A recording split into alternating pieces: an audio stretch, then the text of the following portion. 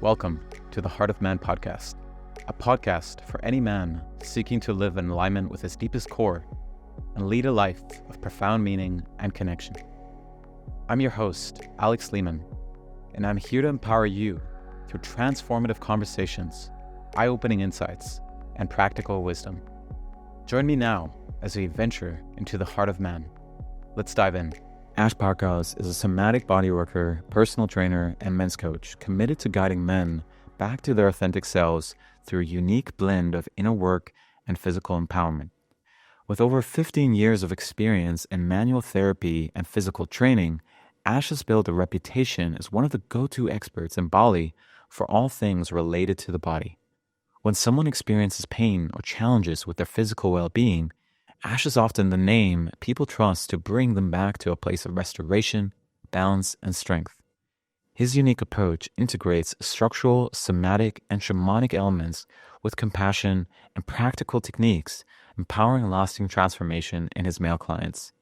His commitment to redefining what it means to be a man and addressing the urgent needs of modern men lies at the heart of his work. Ash's journey into this field has been deeply personal, marked by triumph over life's darkest moments.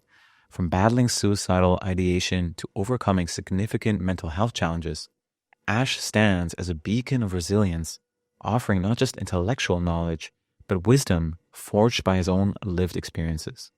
I first met Ash a few years ago when he joined the team at Breathwork Bali, bringing his expertise to offer upskilling and training to us in the field.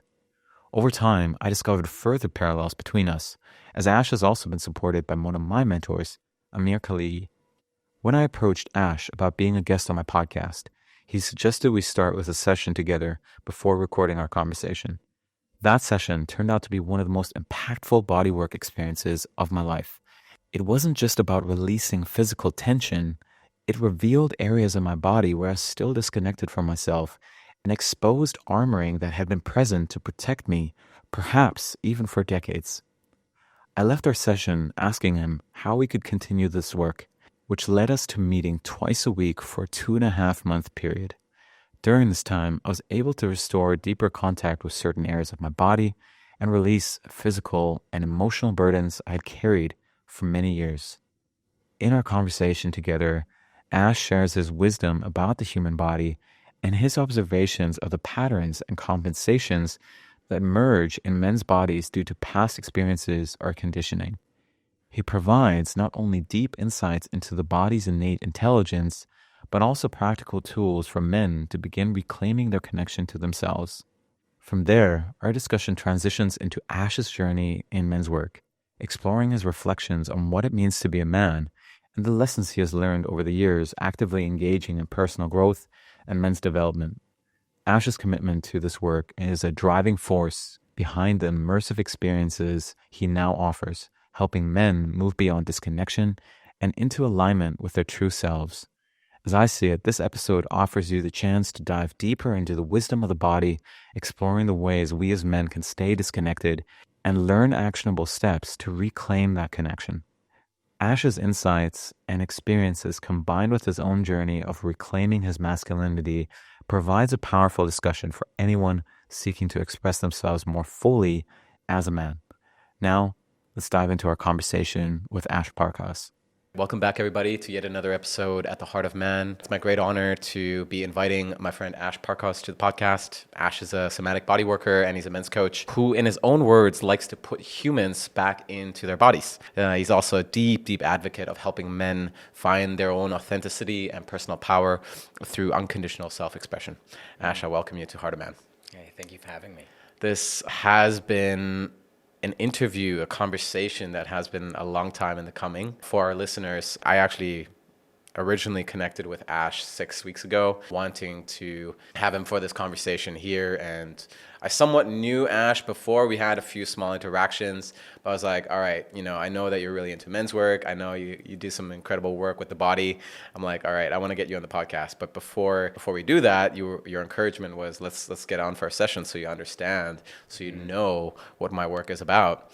And after that first session, I was absolutely blown away, which led us to working together. And that's what we've been doing, twice a week now for the last 6 weeks. And it's been beautiful. It's been fucking painful. It's been, it's just a deep journey of reclamation back into my own body. So definitely affirming just the words that you as well bring in terms of your mission. So excited to have you on, Ash. And I guess where I'd like to begin is for anyone who's unfamiliar with this term body work and what it is that you're doing with people with this particular type of work, what would you tell them? And if you want to weave as well in your personal background and how you fell in love with the human body, feel free to do so in that. Thank you. Yeah, what to say? I mean, I suppose for me, bodywork can have such a broad term, and a lot of people maybe go to one end of the spectrum, which is like a massage, and I think you can include anything where someone is really directly working with the body, be it their own or somebody else's, as a form of body work. But my specific flavor, beyond being experiential, hence getting you to be like, come and try it, like that's the best way in, is as you so eloquently put, is about putting people back in their body. And for me, it's about giving people the spaciousness, the time, and the attention to reconnect with their body through my hands and movement of their body, particularly for me, by meeting intensity in the body. Can you explain that a little bit more? Yeah, so for ease of language, I would say pain. I would say that the type of body work I do is very deep tissue, painful, intuitive massage, and breaking down those different parts. Like the deep tissue, meaning essentially there's going to be a lot of pressure into the body through my hands, elbows, whatever. There's going to be a lot of pressure into muscle tissue, tendon, ligament, viscera, fascia, these parts of the body that respond so well to movement and to touch. The pain or the intensity, I prefer the word intensity because to me there's a separation between pain and intensity, and for me it's that pain has a withdrawal. If my finger is painful and I go to touch something, that's painful. If there's intensity and discomfort, I'll go, oh, that's intense. That's like discomfort. So, which is why I use that word, because I'm not looking to harm or to hurt anyone. I'm not looking to really engage them in pain per se, but I definitely am looking to engage them with intensity. So for me, that's meeting the body at a point where it engages back and the tissues press. There's this feeling of like pushing into something, and there's a moment where it gives back. And for the person's perception, that's typically meant with intensity. We'll use that word. And there's like this, fuck, something's there. And then being with that and allowing movement and allowing expression to come through the body until that feels like it can dissipate, feels like it can back off, feels like it can change. So those are kind of the pieces of that. And then I use the word intuitive as well. And what I want to say specifically about that is it's not intuitive from the get-go. Like it's intuitive from a foundation of 15 years and 10,000 plus hours of hands-on bodies with anatomy, physiology, neurology, biomechanics in mind, and reaching a point where this work can be intuitive in the sense that the information and the foundation is there so that we can really just listen to the body. And I really like to believe that I let the body of the person I'm working with lead that interaction. Yeah, I'd absolutely assert that, from my own personal experiences, and just recalling as well our experience today, and when you were addressing as well just this sense of meeting intensity. I mean, there was definitely a few moments. I mean, we were specifically working on my chest, and there was moments where it was met with arduous pain and screams and the desire to want to back off. And I had this image of kind of this, hurt dog that is wanting to protect itself, coming alive. But interesting enough, after that initial response of intensity, I could consciously meet it, but then as well consciously access relaxing into it. And I noticed that when I was doing that, the pain would definitely lessen. It would still be there, but what I may have initially perceived as a 10 was all of a sudden a 5 after we've been in that place for I don't know how long, but I'm going to say 15 seconds, 20 seconds. Yeah. That would be my guess. Yeah, curious to hear if there's anything that's coming up for you on that. But before, maybe you jump in, I want to hear a little bit more about, like, there is this initial sense for me, which is if we meet the body or the nervous system with intensity, there's this consideration, the nervous system or the body will just recoil actually even more and lead to even more of a protective response rather than actually creating opening. So I'm curious to hear, what is it about the work that you do and that you've particularly found that actually does create openings when you bring in intensity? Such a good question. I love this one so much. For me, it's ultimately in the container, the provision of a safe space. To me, it is that when you meet the body with a sense of regulation, safety, and empathy, it can regulate to that response. And in my personal life, in my professional life, in essentially all areas of my life, I'm very, very centered in nervous system regulation, in groundedness, in confidence in my ability and capability. And by bringing those things into that space and having it well held, I'm providing your body with that information. In a bodywork exchange, and it is an exchange, what is happening is we're basically like synchronizing in some way. On a scientific aspect, we've got mirror neurons that are just literally firing up to go, how do we co-regulate this space that we're in? And then we can talk energetics as well with synchronicity and aligning energy or whatever. But ultimately, we're regulating to each other. And if I'm coming in and I am safe, I am present, I am grounded, I have empathy, I can hold, then there's a receptivity piece there where your body goes, there's safety here. So then when we meet intensity, of course, the initial is like, fuck, unsafe, what is this? Pain, get away, recoil. And because we stay with it, there is maybe 15 seconds, maybe 90 seconds. There's a moment where it goes, oh, I'm okay. Okay.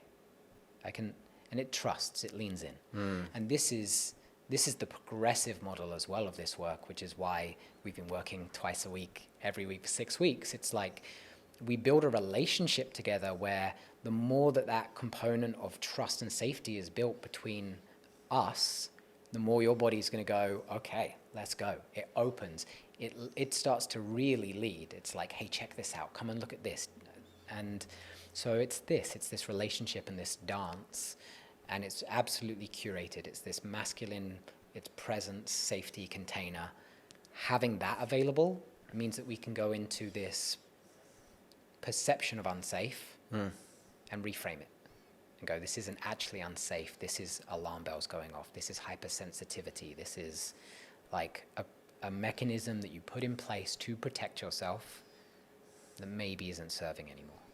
This is fascinating. And yeah, I just want to as well weave in my own personal journey with you, which is, when we started our work together, I definitely came more from this place of deep hypersensitivity. And I do have the sense that I had this ability to, I'm going to say, drop into receptivity when I needed to. But I do believe as well that over the period that we worked together, there was a deeper sense of, I can trust him. I can allow this in, whatever he's doing. He knows what he's doing. And with that, I'm held, I'm supported. And it's interesting when you spoke to kind of just these foundational pillars that you're coming from, which, I didn't consciously reflect, this is what is making this so powerful. But it's exactly that, right? Like if I recall certain moments when just like you'd bring through some brutal ass touch, the way you would do it is with a sense of I'm going to say penetrative stillness. And it was like this sense of I'm here, I'm fully here with you, and I got you. Yeah. Like that's really the felt sense that I got, which interestingly enough, when you hold that as an expression, as a pull, it does allow me to step a lot more into this, I'm going to say more receptive place, a more place of letting go, which is, so shadowed as men. And it's interesting. I found that as well to be incredibly nourishing, to actually have an environment where it actually feels safe to go into that and know that someone on the other side has got me. I want to weave a little bit more the things that you see in particularly with the men that you work with in terms of when you start interacting with their bodies. What are some of the themes that you see? And feel free as well to bring in my own story transparently. Happy for us to use that as well as a guideline for this conversation. Beautiful. Thank you.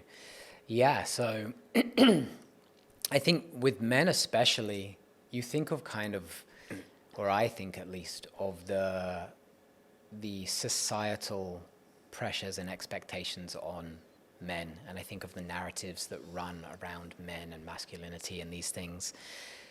And honestly, it tends to be reflected in the body very much. And I think men come in often in a very armored form of self, building these layers of armor, of not wanting to be vulnerable, be penetrated, be open, because they've got to do. They've got to move forwards. They've got to forge. They've got to, and it's the kind of the warrior, the get shit done, all these types of things, the hard side of that. And you see it as a physical representation in people that are very, very in the gym, but you just see it just throughout, in the sense that, so we're talking very armored in the abdominals. Like there's usually some variety of bracing. Men don't spend a lot of time, in my experience, relaxing here and letting these muscles lower their tone. There's this six-pack culture and flat stomach, always brace, have a little bit of, and then there's also this sense of being a little bit braced, a little bit tensed, so that things don't hurt you as much, right? If I've got a flexed stomach and you punch me, I'm okay. If I'm soft, I'm vulnerable. So when life is coming at me, I just stay a little bit braced. Interesting. Just a little bit braced. And then with that piece, it's really, for men especially, front of the body. I then see this armoring happening around the torso, which we're speaking to with you at the moment. Sure. And it's and this is if my shoulders are in front of my heart, then I don't have to lead from this space. Yep. I've got some protection over here. The more I go into this, and the more muscle I build up here as well, now I've got this wonderful breastplate of armor to keep anyone or anything getting near my heart. So it's so I can put love and sensitivity and vulnerability at bay a little bit there. And there's not even usually much of a realization with that. And then the third piece that I'm probably seeing the most is then when we go down from the abdominals and we're looking at pelvis, pelvic floor, this type of area, that bowl, and there's usually a disconnect. There's usually, and this is where sexual energy is, this is where self-expression is, this is where a lot of really important energy is. And then what tends to be there is this either a collapsing, or these are your words, in fact, a collapsing or a propping. Right? Which are mechanisms against shame, typically, in the pelvis. And it is either that your sexuality is wrong, so you need to repress it or hide it, or there's a facade and there's an egoic, shadowy, leaky sense to it, but it's not a nourishing, deep connection down into the pelvis areas. There's usually a low capacity for pleasure. And then the armor is like a big bravado tolerance for pain. And it's Interesting. It's but you need capacity in both. Right. avoidance of pain, and then kind of the withholding or disconnect from pleasure. Yeah. In a way. That's so interesting. And I mean, speaking to exactly the things Ash and I were working on, we're definitely the pelvis and then as well the torso. And it's been as well interesting how these last 6 weeks have really been a reclamation of allowing more my sensuality and even my sexuality, and allowing more of that emotional expression. Yeah. And there was, I did notice there was a bit of an aversion for me to kind of go into that a little bit. There was this sense of like, well, how is this going to help me? What's the point? All of that, right? But then I have noticed as well how just integrating this part, which I would as well call very innate and very primary aspect of myself, I noticed the sense of nourishment that came from that. I notice you smiling when I say the word nourishment. You wanna share a little bit about that? Yeah, I think this is something that men are really lacking, nourishment. Yeah. And I think it's part of this disconnect as well. You think of the lower part of the body, this disconnect. If you're severed at the pelvis, you're not really connected down, and those are your roots, so to speak. So there's two things. One is a sense of groundedness, and so if you're disconnected from the pelvis and down to your roots, you're probably spending a lot of time in the head. Yeah. Right? This is open tabs. This is stuff always to do, which means like sleep isn't going to be great, communication might struggle, and all these other things. But then it also means like if your roots aren't in the ground, you're not receiving nourishment. And if you're disconnected from receiving nourishment, then you're all about doing and not about receiving. And I think there's such a crisis of men not receiving nourishment and doing anything they can to kind of avoid it. It's like, okay, well, I'm going to train, I'm going to meditate, I'm going to do ice baths, I'm going to do saunas, I'm going to fast, I'm going to do all the things I can to not feel my feelings and actually slow down and receive. What do you believe is making it so difficult for men to go into that place of receptivity and actually access nourishment? Because I mean, I wonder as well, for anyone listening in, there could be this consideration of, well, what's wrong with getting nourishment? But there is that felt sense that I have is like a lot of men are like pushing that away, resisting that, not bringing that into their lives. Yeah, I think that's a really difficult one. I think it's largely in the sort of societal realms of like being pushed to be doers, and there's this like there's hustle culture. And our value comes from that as well. Yeah, I think a lot of value comes from that. Like it's very much like, well, what can you provide? Yeah. And it's like, and I think provision is absolutely a masculine quality that men should strive for. I also have things about that where I don't, I think provision is actually quite a broad term, and if as long as you can meet that, like you can meet that. But yeah, I think maybe there's a little bit of shame. Maybe there's a little bit of, I don't think men are educated in the value of nourishment, in the sense of this sort of more on a micro level of we leverage the things that force us to do the stuff instead of resourcing to feel fully capable of doing the stuff. And it's just a disconnect. It's just a misinterpretation of what is needed to succeed. And in high achievers, you tend to find people, again, like especially in men tend to leverage stress to get stuff done. Fasting appeals because it puts you into an adrenal response. Well, now I'm more stressed. I feel so focused. That's going to be the word. I feel focused. I feel productive. I feel alert. That's called stress. It's like, but instead, if you could operate that same thing from a place of nourishment, if you could resource, you have so much more clarity in your mind. You have so many less tabs open. You will likely have more success with less effort. But people want to be acknowledged for the amount of effort they put in. Yeah. Not the outcome.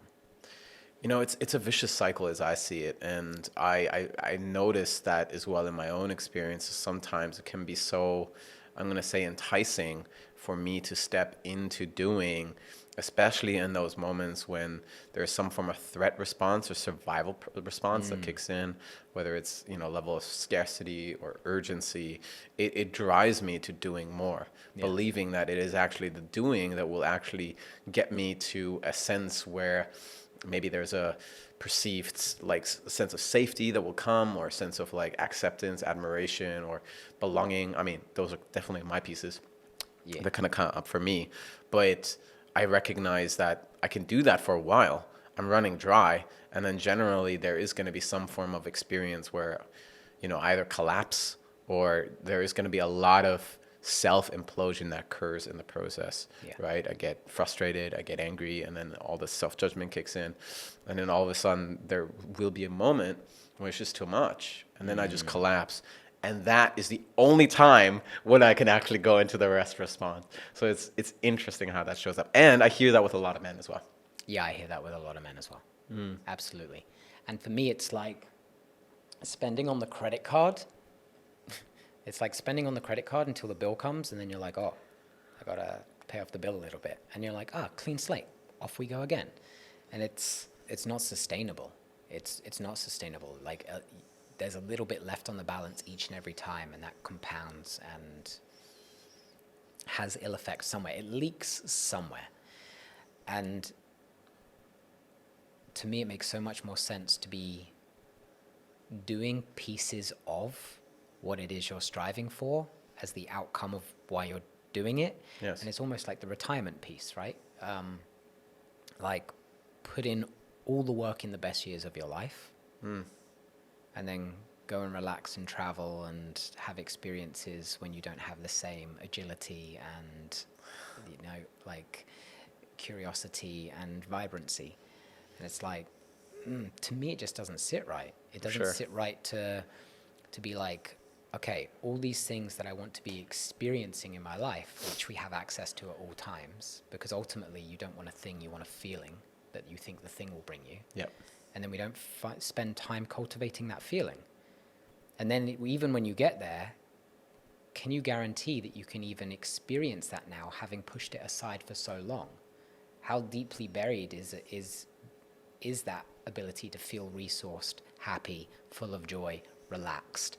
And we see this a lot in people as well, where it's like the amount of men that I've heard say things along the lines of like, oh yeah, I can't relax. And this is fascinating. And as well, like I'm as well just kind of like reflecting on my own experiences with this, that there has been really this habitual response in me to actually not experience the very things that I was looking for, believing that those things are somewhere in the future if I just keep doing that thing that I believe will get me there, right?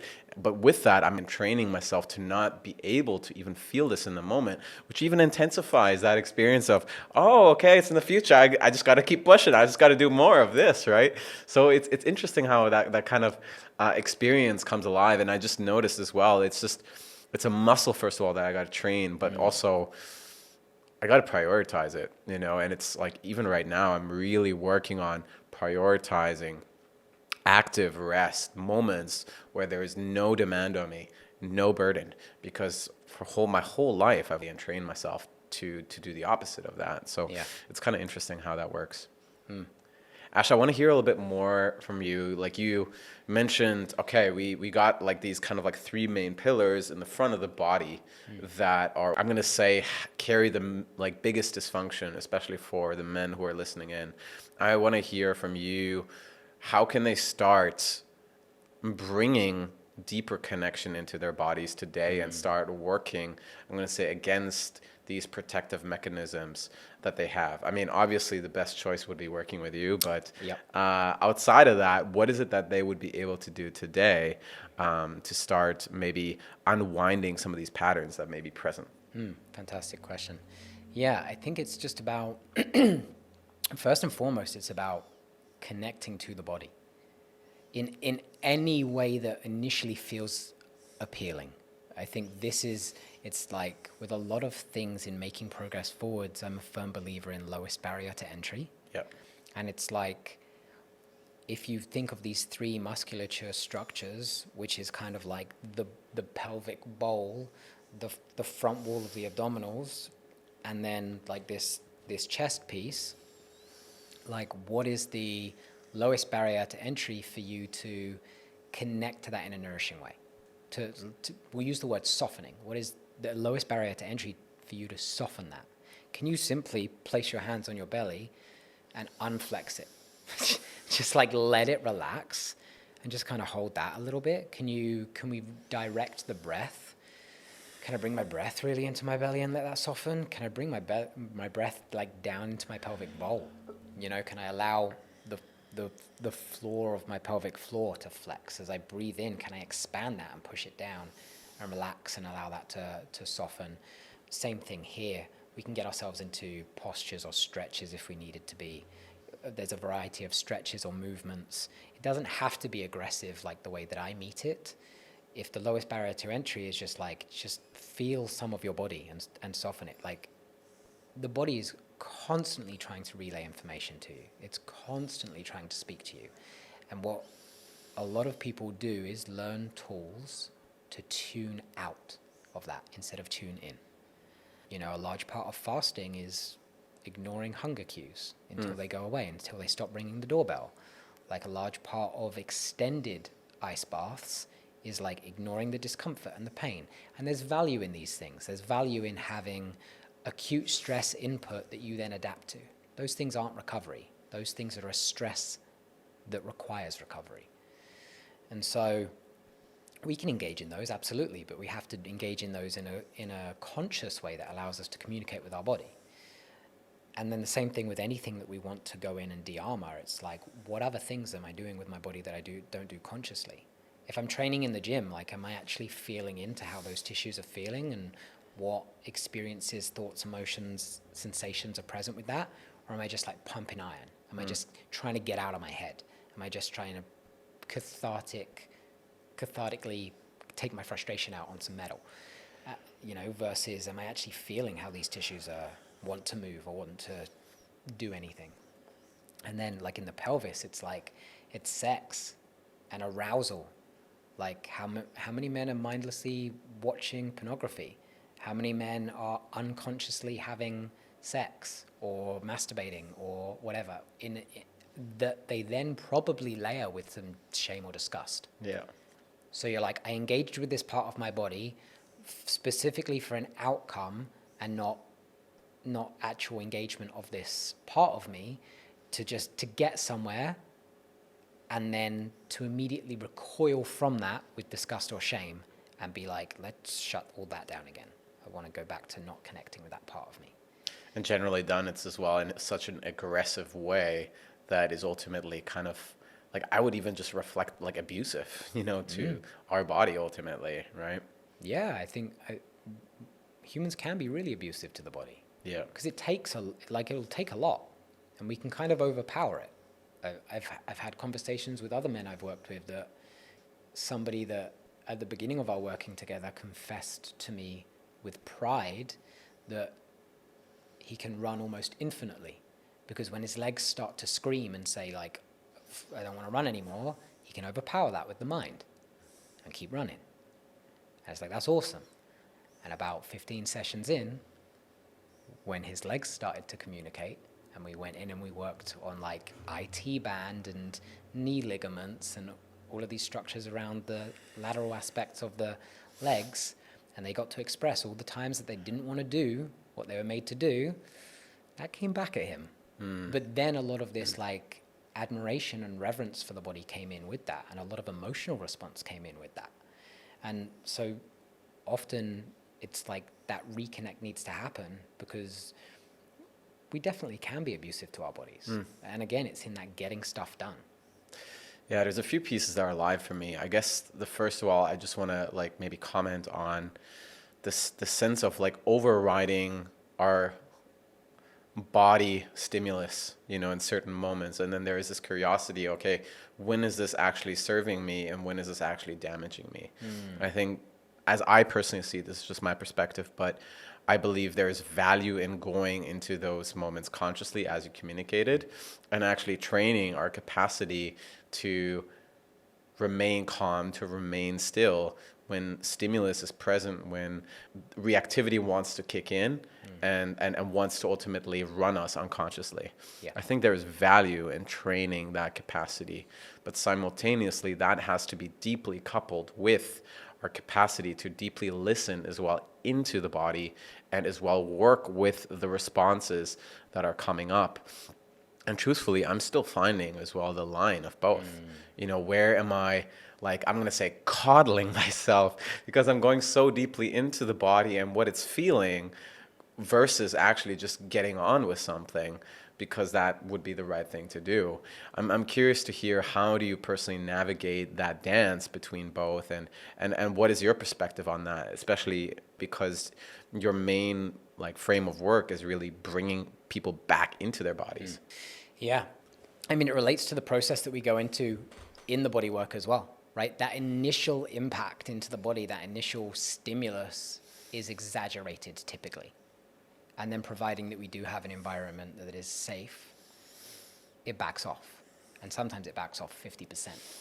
So I think we can be too soon to coddle and to when we're first listening to the body.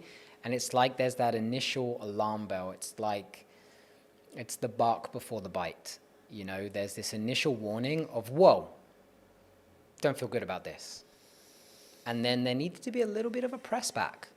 What don't you feel good about? Why don't you feel good about it? Are you sure you're not safe? What's the real things there? And then there's a moment, because the body is like absolutely impulsive, like very immediate to sensation. And then there needs to be a moment. There needs to be a bit of give. And then like for something to settle. And then that sort of secondary layer, that holds much more truth. Because the first one is just going to protect you at all costs. It is just an inbuilt survival mechanism of like survive. And so it's going to protect you at all costs. But it's a bit overprotective. It's a bit overbearing. And if you listen to all of that, I mean, hell, like excitement and anxiety feel incredibly similar in the body. And if you didn't learn to discern between those, you'd probably never take any action in your life. So it's this discernment piece. And I think that is cultivated by spending more time in your body, more time experientially in your body, whether that is through movement, embodiment work, breath work, body work, but more time in the body, learning the difference between this first point of contact and then here. There's kind of this, it's like there's a point that it will meet you at immediately on the surface, and then there's a bit of give. And then it meets you, and the second meet is actually maybe more firm. The first is more of an anxious, like, nudge, like a touch, a bat away, just, and the second one is more of a, no, this is the boundary. Talk to me a little bit more about what you see in terms of the value of connecting to our bodies in this way and inhabiting our bodies fully. So a piece that I kind of extracting from what you said as well is that our capacity to be in our bodies allows us to attune to the sensations that are present. And so with that more appropriately meet them and as well support us in, I'm going to say, tending to whatever is there in the moment. But I want to hear a little bit more about what would you say to individuals who are listening in to the value of ultimately doing this work? Because initially it can appear as, oh, but that would take me away from all those things that my mind wants me to do, right? Yeah, exactly. It's this. I think that the body holds like the deepest wisdom and intuition. Like I absolutely believe that. I mean, sensation and motor reflex precede emotion, and emotion precedes story. But everybody gets caught up in the story. So once the mind has some chatter about it, you've gone through 2 steps already. Every emotion that you have has a physical motor reflex. So it's felt in the body. And then we process it or don't squash it down, right? Most emotions in their process take about 90 seconds to complete, like that's it, 90 seconds. You got to feel something for 90 seconds, and most of us tap out like a couple seconds in, push that down. Well, you've already bypassed what happened in the body, what's happening in the emotional body, emotional self, and we kind of jump straight to like what I think about that. And that leads us a lot, but it's a few steps removed, it's laggy. And I think the value in connecting to the body is that you gain this deeper intuition, this felt sense of like the things that are right for you and wrong for you, what serves you, how to take action, how to move forwards in your life. And I believe you lead your life in quite a different way when it's led from the body. So the big takeaway I am receiving from what it is that you said is that we can as well live in deeper alignment to ourselves and what's really true and what it is that we really want and what it is that we really need, but also where our limitations may be. I mean, of course, there's more to it, but that's kind of like the essence. Yeah, I would say that that's the essence of that, well-refined. Beautiful. Well, I think there's more that we can touch on, but due to the timing that we have, I would like us to transition over to this conversation around masculinity, because I think there's some like valuable pieces for us that we can get into here. So initially we connected on this like whole theme or this whole topic through our mutual mentor, Amir Khaligi. Yes. And like as mentioned, we never really had any form of like discussion around these things. However, what the sense that I had is that you've really gone through a big journey around this topic. Whereas in the past, it appears to me that you've actively rejected that quality in your life. And it seems like you've really gone through a potent journey of reclaiming that back into your life. So for our listeners, tell us a little bit about your journey and what is it like, when did you recognize, oh, this is actually valuable and this is actually something that I want to connect to? Oh, yeah, that's a deep one. I can make it quite short though. I grew up with two masculine role models. I have a father and a stepfather. I love them both dearly. Now our relationships are fantastic on both ends. But in my growing up, they represented almost shadowy poles of the masculine to me. In one sense, one of them reflecting a lot of love and compassion to everyone but self. And on the other, representing a more typical, like, boys don't cry, stern and direct, not particularly understanding of emotions and compassionate in that sense. Like, although I'm sure, and I know for a fact that compassion exists in that man and that he's a very loving man, my experience growing up was these poles. And then society and everything else, plus an element of growing up with a lot of female friends around me, feeling much more comfortable in that, not getting on with like the laddie behavior and culture in England. And even to the point of having a little bit of like an episode of like gender dysmorphia in my teens and being like, do I even want to be a man, right? Like, do I even want to be what I perceive men to be? It was this was the deeper question, but I heard it as, do I even want to be a man? And then of course I kind of made my peace with that to some degree and continued as a I wouldn't even say a man, I continued as a boy that was growing older, which I think happens a lot in the society. I continued as a boy that was growing older, and then I had to have a job, and then taxes, and then responsibilities and relationships and all of these things.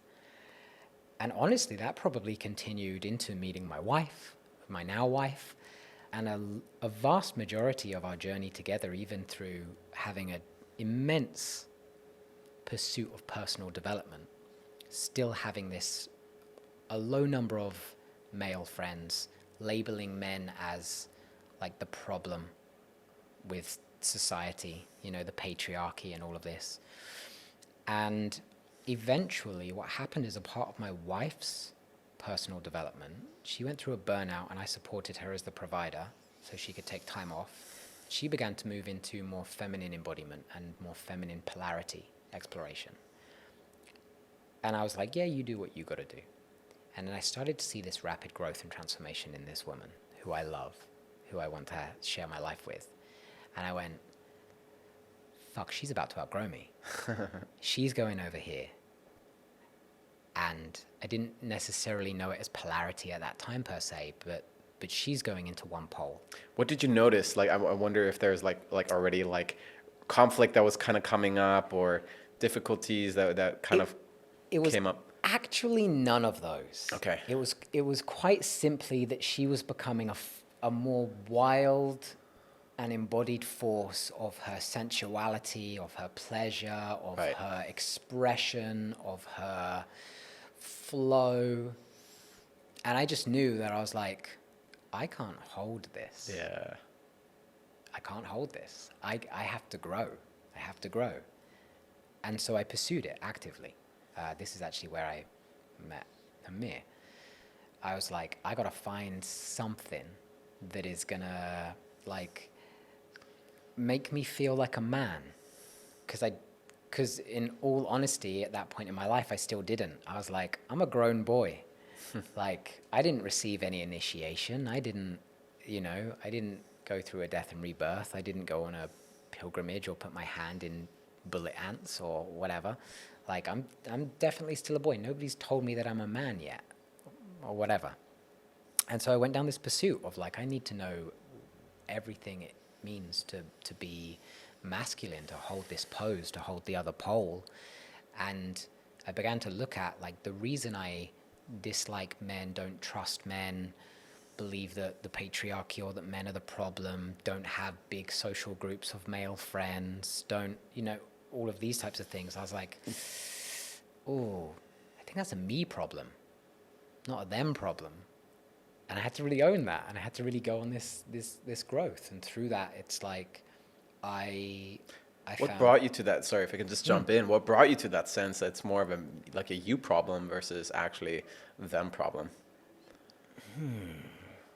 It's a powerful step to take in terms of self-responsibility, right? But yeah, I think when I started to find that there was genuine communities and men's work and mentors and these things out there, and I was looking at the people in these communities, and I was like, and I was like, I'd already had people in my world view that I was like, exception. And it became so much more confronting when it's like you show up to a circle of like 20 people on a call and you're like, yeah, they're all an exception. I'm starting to see something here. And it was just a little bit confronting in that sense. And like, I would meet men that I didn't trust, and they'd pull through, as in like, they'd be trustworthy. They'd surprise me. I'd be partnered with someone that I was like, no way this dude's got me. No way this dude can hold what I'm going through, what I am, what I did. And they'd hold me. No way this guy's gonna fully receive me. And I'd be received. I'm absolutely gonna get shot down or judged if I express myself fully. And I'd try and prove that to myself and fail. Like, here's all my expression. Waiting for the judgment, and people would be like, they'd actually see me, actually witness me, accept me. I'd be like, you are not playing well to my bias right now. This is really difficult for me. And it all had to recalibrate. There's something so beautiful in what you said, and it kind of as well makes me think of just the imprint that so many of us receive in terms of our relationship to other men and relationship to the masculine, in terms of comparison, competition, kind of like this sense of, always needing to one-up each other, right? And as well, showing any form of vulnerability will lead to our own demise and to some form of hurt, which does lead to so many of us like really having this armor. And it's interesting, like when you're kind of like reflecting on even like wanting to affirm some of your biases, like I feel like in some ways we're quite similar in that sometimes I have this thing where I power up a little bit with men because I want to see if they can meet me in that, because there is this underlying sense in me that the man in front of me is not trustable and he can't hold me in that. So I go into intensity sometimes, and they always kind of like challenge that, and it's interesting for me to kind of recalibrate as well very much this bias that men are not trustworthy. And it's been beautiful as well for me to witness my own journey of really finding that sense of safety among other men. And I mean, so I like all the men in my inner circle, like there is that sense that I can bring anything to them, and I can receive, I can be received, and there's something incredibly beautiful about that. What is the philosophy that ultimately you start to incorporate into your life as you went on this journey in terms of masculinity? What did you come to discover felt like your, I'm going to say, subjective kind of truth to the answer of what it means to be a man? Oh, wow, that's a big question. I think I put it down to a few qualities. I think I did a lot of exploration on this kind of like masculine and feminine energy. And like, I suppose my initial entry to that was about polarity, right? Like one person holding this polarity and the other person holding this polarity. And then a deeper acknowledgement came in of the duality of like, oh, they're both in me. And I have to hold my feminine and I have to receive my masculine with my, and I was like, oh, fuck it. So it's like, you know, the yin and the yang. It's like, there's a little bit of yin and yang and a little bit of yang and yin. And it's like, that's the perfection of that. And finding that in myself, not only holding it for my partner, but finding it in myself. And like, the polarity was a big one. Because when I uphold these qualities, that allows for these qualities. You know, if I'm hard, she can be soft. If I'm present, she can like float into the world. If you know, I'm in stillness, she's in flow, and these types of things. So it becomes a bit of a, like, we offer each other these polarities, and then realizing that, oh, that's internal too. I've got to cultivate that internally. And then just taking a few of the values that I feel overall really summarized how I want to navigate my life.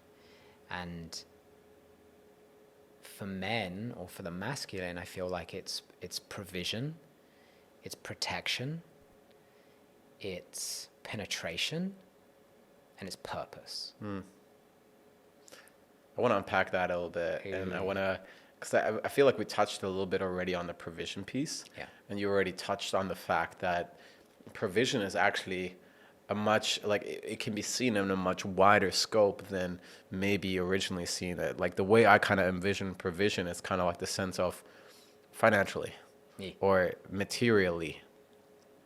I want to hear a little bit more about what is it that you learned in terms of provision and how we can provide as men. I think for me, provision is like, again, I tend to, like, when I'm looking at something, especially when it has a material, physical aspect, I want to go like, fast forward. What's the end of that? Why is that the provision? Why is that the important thing? Why do you want wealth? What does wealth give you? Like, safety? Okay. Freedom? Like flexibility? Choice? Maybe choice is like a big one. And it's like, well, in what ways can you show up and provide freedom and safety and choice? And because it's more about those, I believe. With money, there's a difficult thing, which is below a certain threshold, money is the most dysregulating thing in existence. If you do not have enough to cover your basic living essentials, no amount of anything else is going to pick you up out of that. No amount of nervous system regulation, no amount of affirmations is going to fix that problem. It's so true. You need more money. Yeah. But above that, all you're looking for is more choice, more safety. So there are also other ways to provide choice and safety. And sometimes, like in a modern society, like some women genuinely want to bring money in. And it's like, as a unit, if money is available to you, then it's about what can you provide that the other person can't or needs.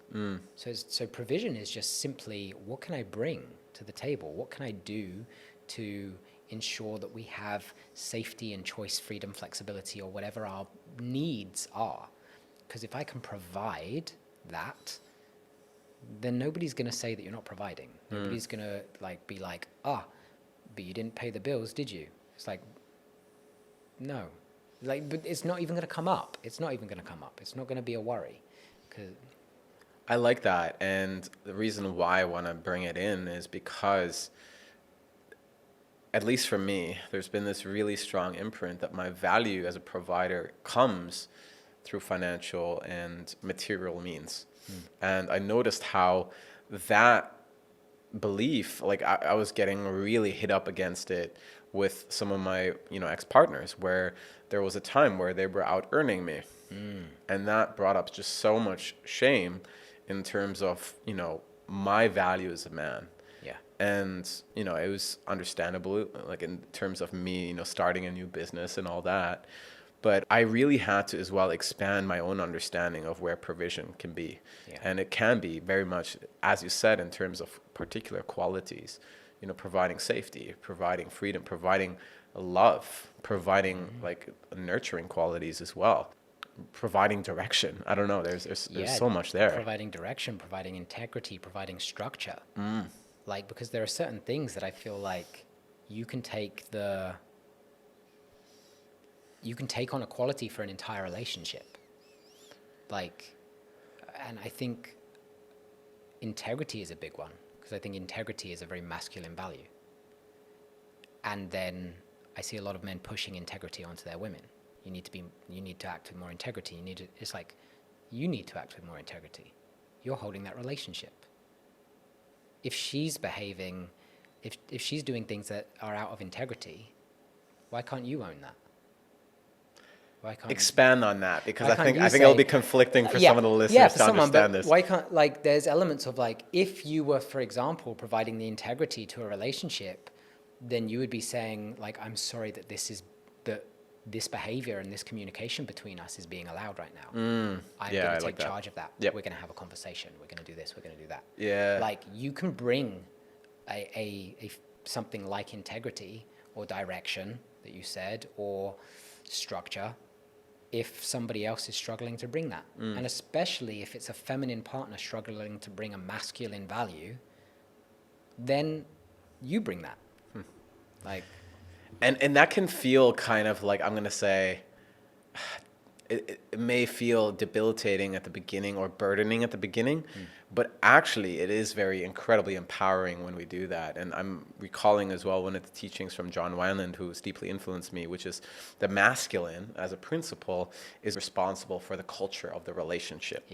And it's exactly what it is that you're speaking into, which is, you know, if there is a culture of like blaming and shaming and treating each other disrespectfully, to some regard, like, there is something incredibly empowering when we as men, or the one who holds more of the masculine pole, when they can really own that part and be like, I've allowed this culture for us to flourish, and this is what I want us to do in order to create the changes for it.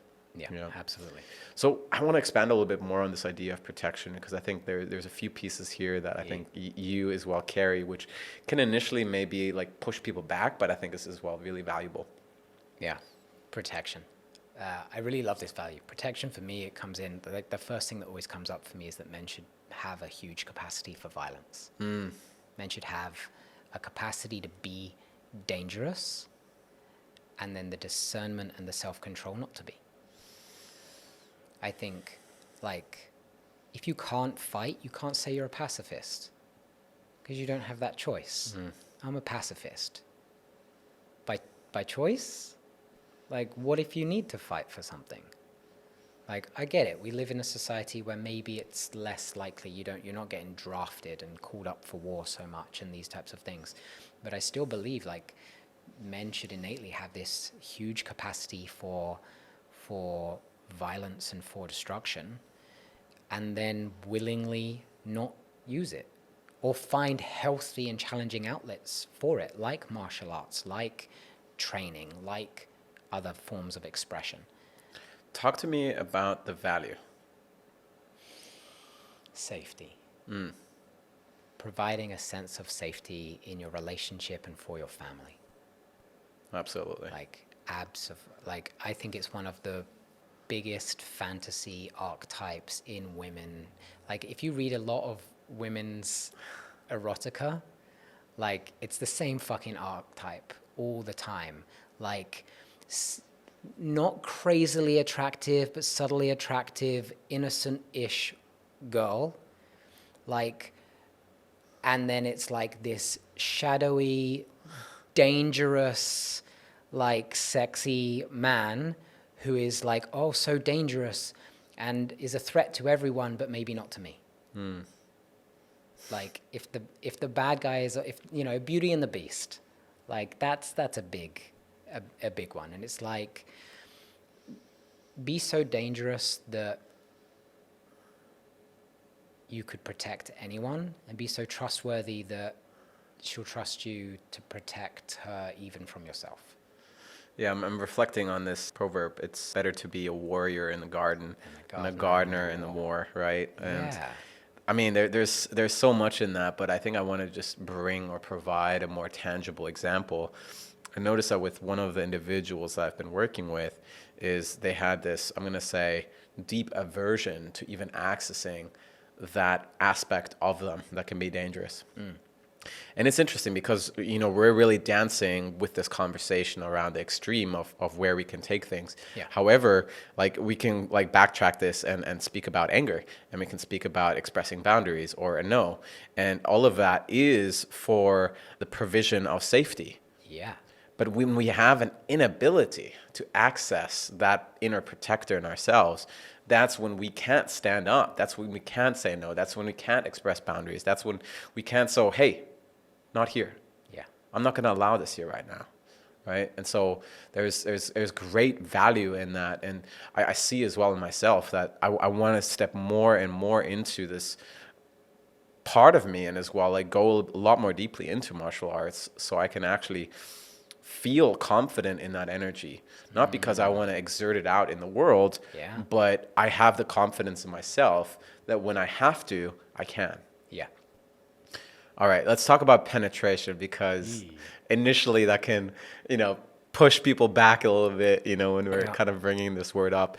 Truthfully, I really reconciled my own, understanding of it, and actually enjoy it very much as an understanding. But I want to give you an opportunity just to expand on what is your understanding around penetration and as well its value. Yeah.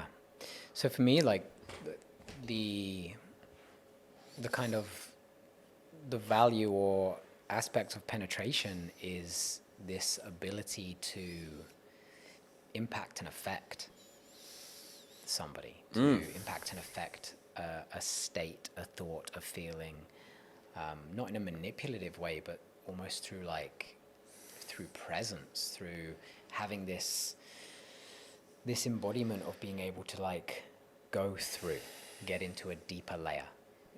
It's not, penetration isn't surface. It's just not. Penetration is deeper than that. So to have a like penetrative quality is to get to more, to get to deeper aspects, to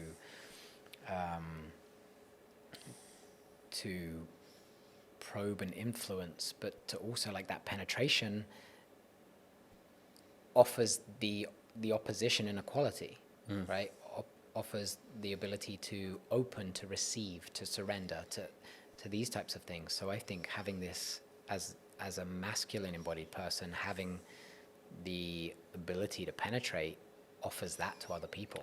I think what makes this term as well so loaded is because in our culture, there could be this underlying message that penetration is done at the expense of another. And that's where the kind of, I'm going to say, damaging, unhealthy, maybe even toxic element comes in. But from my understanding, it's really like penetrating in service to actually something bigger, in service to love, in service to support of the other individual. It's not so much for our own self-serving needs. Curious if that lands or... Absolutely lands. Yeah, really well articulated. It is that. I think it needs to come from a selfless place. It's a non-self-serving. It's like penetrating in service to whatever or whomever that is occurring to. And if we as well bring it back to your work, I mean, like in terms of the body work that you do, there's definitely moments when you are with your hands and, you have like this more sharp, angular movement with your hands. Like you're definitely in a more very penetrative quality, but it is in service to opening, to the armoring and to ultimately support me as well in my process. So yeah, I mean, I've come to as well reconcile my own relationship with it and learn to appreciate it more and more in recognizing its value. Also in just very subtle ways, simply with my presence, right? How it can really just bring someone as well into a deeper state of presence when I'm just permeating that expression as well into where I am. Yeah, and I think that's the strongest like penetrative quality, is like being so present that force penetrates somebody else and allows them to receive presence, allows them to then go into presence themselves. I think it's that. And so pleased that you linked it to the bodywork because it is, and not just in the sense that there is a penetrative force where we're pressing hands into tissues and into bodies and into things, but also in that embodiment that I speak to of being safe, being grounded, being empathetic. That needs to penetrate as well. That needs to like permeate you so that you feel that. And if I can't be penetrative, if I can't hold that stance and like allow you to receive that, then I can't get the same effect. So that needs to go into you.